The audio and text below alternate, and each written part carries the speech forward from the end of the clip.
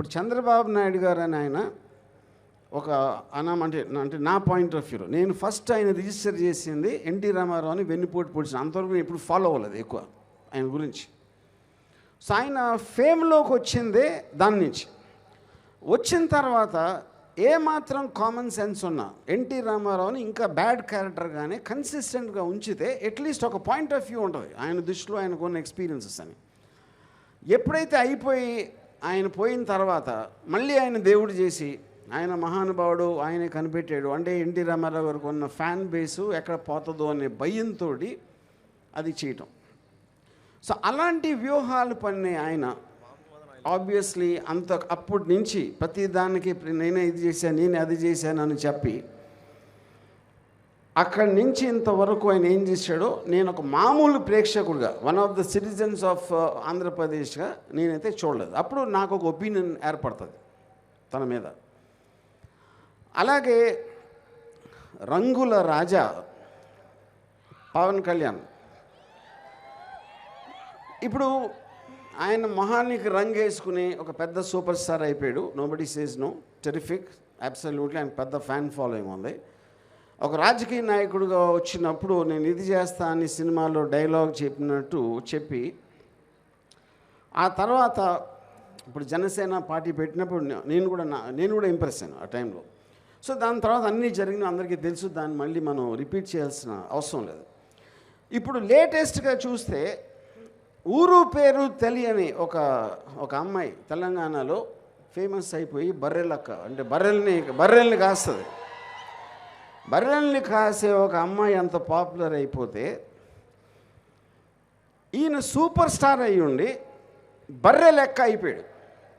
బర్రె లెక్కకి తేడా ఏంటంటే ఆ బర్రెలకి అక్క ఒక కాపరిగా కాస్తుంది. ఇక్కడ ఈయన బర్రెలాగా చంద్రబాబు నాయుడు లోకేష్ వాళ్ళు ఏమి చెప్తే అంటే ఇప్పుడు బర్రెలు గొర్రెలు ఇటెలు అటెలు ఏయ్ దదా అని చెప్తా ఉంటే ఆ గొర్రెలు బర్రెలు ఏమి చేస్తాయో ఇప్పుడు సూపర్ స్టార్ పవన్ కళ్యాణ్ అది చేస్తున్నాడు. ఇది నేను జనసేన మనిషిని కాదు, కానీ జనసేన కన్నా ఎక్కువ పవన్ కళ్యాణ్ నాకు ఇష్టం. కానీ ఇప్పుడు అది మొత్తం పోయింది నాకు because of his thing. So ఇప్పుడు ఇప్పుడు లోకేష్ అని అతను ఎవరు చంద్రబాబు నాయుడు కొడుకు కాకపోతే అతని ఒక కార్యకర్త దగ్గర బాయ్గా చేయటానికి కూడా తనకి పొజిషన్ లేదని నా ఫీలింగ్. ఏది మామూలు కార్యకర్త దగ్గర నేను చెప్పేది. ఇప్పుడు ఆయన ఏమీ చేయకుండా ఎక్కడ ఒక గెలవకుండా అసలు ఈయన ఏదో ఒక పెద్ద మహానుభావుడు అనేసి ఆయనే అనుకుని ఆ ఫాదర్ ఏమో పుత్ర ప్రేమతో ఆయన లేపి చేయటానికి ఇవన్నీ అందరూ గమనిస్తారు. నేను ఒక్కనే కాదు కదా, టోటల్ ఆంధ్రప్రదేశ్లో ప్రజలందరికీ ఆ వ్యూ పాయింట్ ఉంటుంది. ఆ వ్యూ పాయింట్లో నేను వాళ్ళని సినిమాలో క్యాప్చర్ చేయడం జరిగింది. అప్పుడు అది చూసినప్పుడు ప్రజలందరికీ ఆల్రెడీ ఒక ఒపీనియన్ ఫామ్ అయి ఉంటుంది. ఆ ఒపీనియన్లో చూస్తే నువ్వు చేసింది కరెక్టా లేకపోతే కాదా అని థియేటర్లో ఉన్న వాళ్ళకి తెలుస్తుంది. ఎందుకంటే చేసింది వాళ్ళ కోసం. మీరు స్పీచ్లు ఇచ్చినా, ర్యాలీలో మాట్లాడినా, మీటింగ్లో మాట్లాడినా, ఎక్కడ మాట్లాడినా సరే ఫైనల్గా ఇంకొకళ్ళకి కమ్యూనికేషన్ చేయడానికి ట్రై చేస్తాం మనం. అలాగే ఈ సినిమా అనేది నా కమ్యూనికేషన్ నేను వీళ్ళ మీద ఫీల్ అయ్యేది. ఆబ్వియస్లీ నేను వైసీపీ కవర్ట్ నేను చెప్తున్నాను కదా ఓపెన్గా, నేను జగన్కి ఫేవర్గానే ఉంటుంది ఈ సినిమా. జగన్ అంటే నాకు చాలా మంచి అభిప్రాయం అని చెప్పింది. దాని తర్వాత ఇంకా కోవర్ట్ ఏంటి? ఎందుకంటే వాళ్ళు ఉట్టి కోవర్ట్లే ఉపయోగిస్తారు. స్ట్రైట్గా కొండ బద్దలు కొట్టినట్టు చెప్పేస్తే వాళ్ళ కన్ఫ్యూజన్ వచ్చేస్తుంది, ఇదేంటి ఇది ఏం చేస్తున్నాడని యూనో.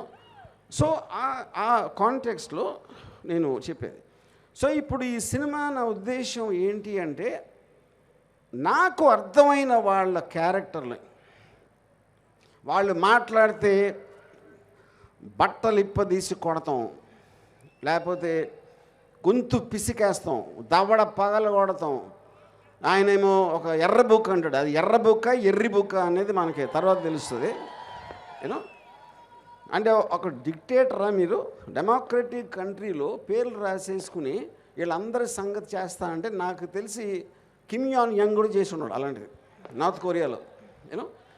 సో ఈ కైండ్ ఆఫ్ రెటారిక్ డైలాగ్స్తో వచ్చే వాళ్ళ మెంటాలిటీ ఎలా ఉంటుందని నేను రీసెర్చ్ చేసిన అవసరం లేదు. మీరు ఎవరైనా సరే యూట్యూబ్ వీడియోలు చూస్తే తెలిసిపోతుంది దాని గురించి.